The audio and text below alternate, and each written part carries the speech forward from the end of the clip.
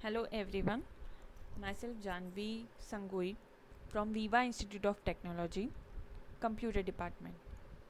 Today I will be explaining you the topic concurrency and IPC, that is inter-process communication from operating system.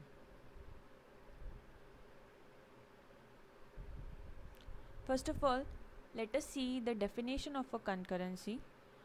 Concurrency is the execution of several instruction sequences at the same time. In operating system, this happens when there are several process threads running in parallel. These threads may communicate with each other through either shared memory or message passing. It helps in techniques like coordinating execution of processes, memory allocation, and execution scheduling for maximizing throughput. Concurrency results in sharing of resources, which could result in problems like deadlocks and resource starvation. Now, about the inter-process communication.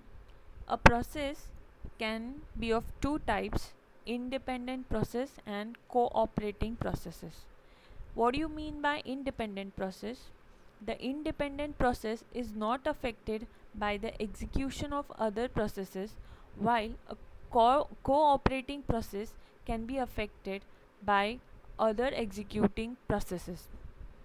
Though one can think that those processes which are running independently will execute very efficiently, but in practical, there are many situations when cooperating nature can be utilized for increasing computational speed. So we can see in many cases there are more advantages for cooperating processes than the independent processes. Interprocess communication, that is IPC, is a mechanism which allows processes to communicate each other and synchronize their actions. The communication between these processes can be seen as a method of cooperation between them. Processes can communicate with each other using following two ways. First one is the shared memory, second one is the message passing. So either of the way will be used for communication purpose. Now we will see one diagram from which it will be clear what you mean by shared memory and a message passing.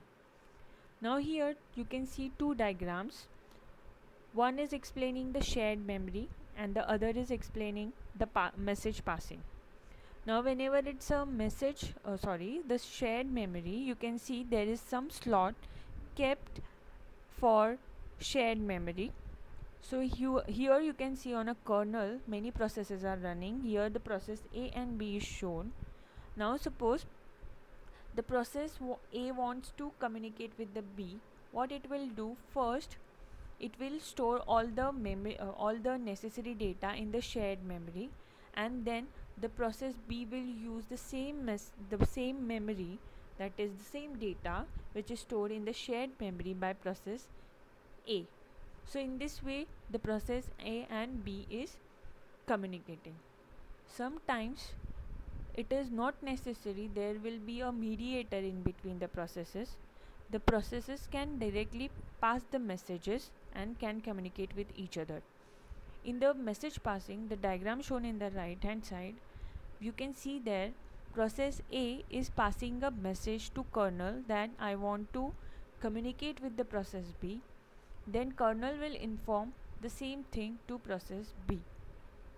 So in this way the mediator will be kernel in this case. So this way directly the message will be passed from the process A to process B. Thank you.